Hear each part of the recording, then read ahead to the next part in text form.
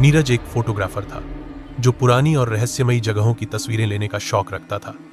एक दिन उसे एक हवेली के बारे में पता चला जो अब एक होटल में बदल दी गई थी, लेकिन स्थानीय लोग आज भी उसे शापित हवेली कहते थे। हवेली में पहुंचते ही उसका स्वागत किया रामलाल ने। रामलाल ने धीरे से कहा, कमरे में एक पुराना शीशा है, उस पर नजर मत डालना बेटा, वो देखती है। नीरज हौंस पड़ा। कौन देखती है? रामलाल कुछ नहीं बोला, बस कमरे की चाबी पकड़ा दी। कमरे में पहुंचकर नीरज ने देखा, एक दीवार पर एक बड़ा काले फ्रेम वाला पुराना शीशा टंगा था।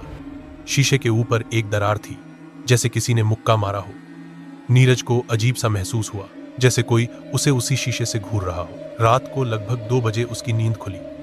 उसे लगा जैसे कमरे में कोई है।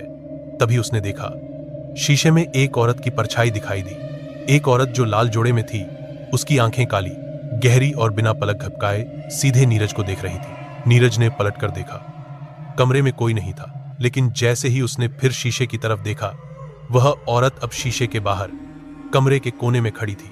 उसकी सांसें तेज हो गईं। उसने दरवाजा खोलकर भागना चाहा, लेकिन दरवाजा अंदर से लॉक था।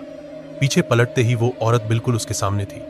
उसके होंठ सिल दिए गए थे और आंखों से खून बह रहा था। औरत ने नीरज की ओर हाथ बढ़ाया और बोली नहीं, लेकिन उसके कानों में एक गूंजती हुई आवाज आई, अब तू भी इस शीशे में कैद होगा। अगली सुबह रामलाल ने कमरे में झांका। नीरज नहीं था, लेकिन शीशे में एक नई परछाई जुड़ गई थी, एक आदमी की जो मदद के लिए हाथ फैला रहा था। आज भी जो कोई उस हवेली में उस कमरे में ठहरता है, अगर वो उस शीशे को देखे तो कभी लौटकर नहीं आता, और शीशे की परछाइयां बढ़ती जाती हैं। क्या आप उस शीशे में देखने की हिम्मत रखते हैं?